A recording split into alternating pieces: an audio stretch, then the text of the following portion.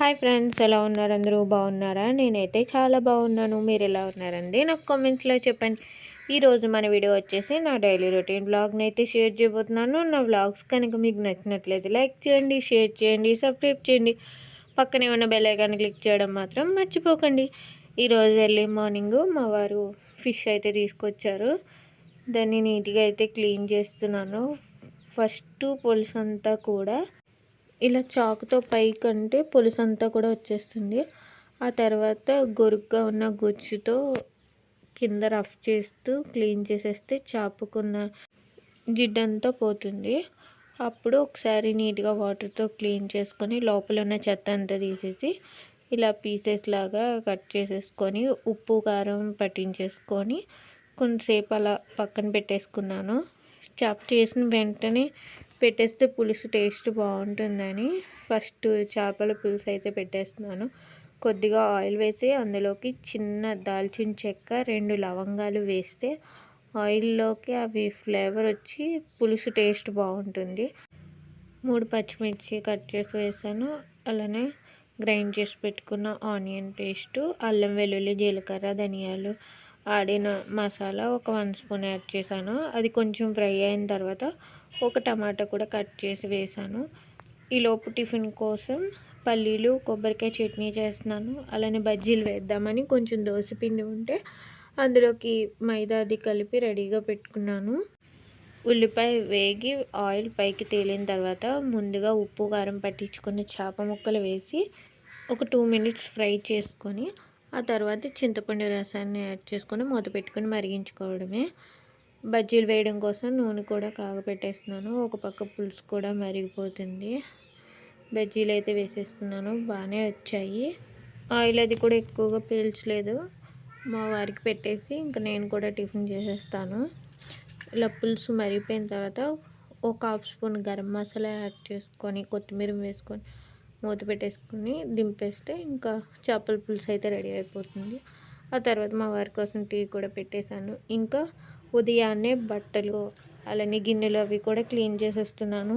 ఇంకెలానో curry prepare చేసేసాను కదా, rice 11 ఆ టైంకి అలా వండితే సరిపోతుందని ముందు ఈ పనులు అయితే కంప్లీట్ చేసేసి గ్యాస్ అంతా కూడా నీట్గా తుడిచేసుకొని వంటగదిలో కొన్ని పేపర్స్ అవి కూడా బ్లాక్గా అయిపోతే అవన్నీ కూడా తీసి మార్చేసి వేసుకొని నీట్గా సర్దుకున్న తర్వాత రైస్ అయితే కడిగి పెట్టాను.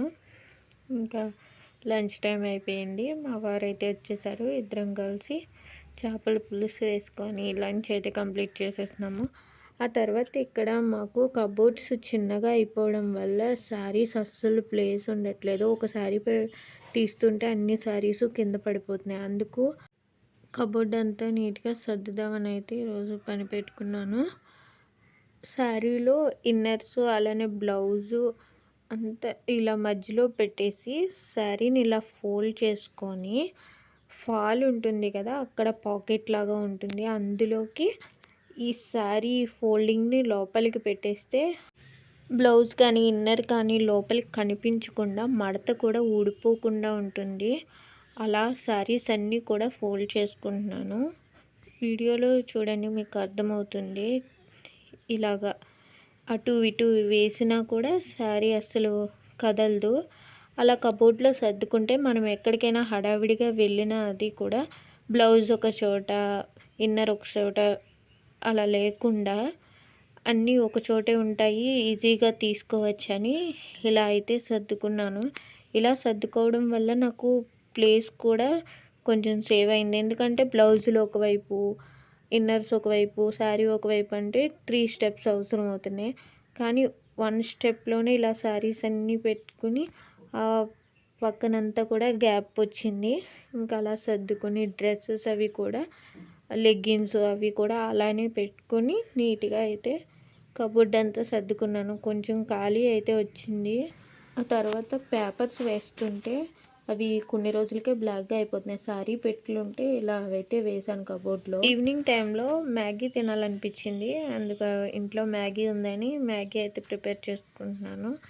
క్యారెట్, ఉల్లిపాయ, టమాటా ఇవన్నీ వేసి అవి కొద్దిగా ఫ్రై చేసుకొని వాటర్ వేసి మ్యాగీలో ఉన్న మసాలా వేసేసుకొని బాగా మరిగించేసుకొని మ్యాగీ వేసి ఉడికించేసుకోవడమే. ఒక్క 5 మినిట్స్లో అయిపోయి స్నాక్ ఏదైనా ఉంటే మ్యాగీయే. నిజంగా చాలా బాగుంటుంది. కొన్ని వాటర్ ఎక్కువ వేసుకుంటే సూప్ లాగా కూడా చేసుకోవచ్చు. ఇలా చేసుకొని కొన్ని ఉల్లిపాయ ముక్కలు వేసుకొని మ్యాగీ అయితే తినేసాను. ఆ తర్వాత ఈరోజు కాఫీ కూడా తాగాలనిపించింది. అందుకని మా వారికి టీ పెట్టడం మానేసి నేను మా వారు ఇద్దరం కలిసి కాఫీ అయితే కలిసి మా వారికి ఇచ్చేసి నేను కూడా తాగేసాను. ఆ తర్వాత ఈవినింగ్ టైంలో కుళాయి కూడా వచ్చేసింది. వాటర్ అన్నీ కూడా అయిపోయాయి. అందుకు మా వారు వెళ్ళేటప్పుడు డ్రమ్ములు అవన్నీ నీట్గా కడిగేసి క్లీన్ చేసి రెడీగా పెట్టారు. ఇంకా నేను మోటార్ వేసేసి నీళ్ళు అయితే పట్టేస్తున్నాను. ఆ తర్వాత వాటర్ పట్టిన రోజే డాబా కడిగేసుకుంటే ఇంకా ఈ డ్రమ్ములో పట్టిన వాటర్ వేస్ట్ అవ్వదని చెప్పి పైప్ పెట్టేసి డాబా అంతా కడిగేసాను. ఒక ముగ్గు పెడదాం అనుకున్నాను, అది వేరే ముగ్గులాగా అయిపోయింది. ఇలా అయితే కలిపేసి ఇంక ముగ్గు పెట్టేశాను. మ్యారేజ్ అయిన తర్వాత ఇదే ఫస్ట్ టైం నేను రోజు ఈవినింగ్ టైంలో చీకటి పడిపోతే భయం అని చెప్పి నేను మా అత్తయ్య గారి ఇంటికి అయితే వెళ్ళిపోయేదాన్ని. ఈరోజు వెళ్ళకుండా ఇక్కడే ఉండిపోయాను. ఇంక ఈ వ్లాగ్ని ఇక్కడితో ఎండ్ చేస్తున్నాను. నచ్చినట్లయితే లైక్ చేయండి, షేర్ చేయండి, సబ్స్క్రైబ్ చేయండి. Thank you for watching friends. Bye.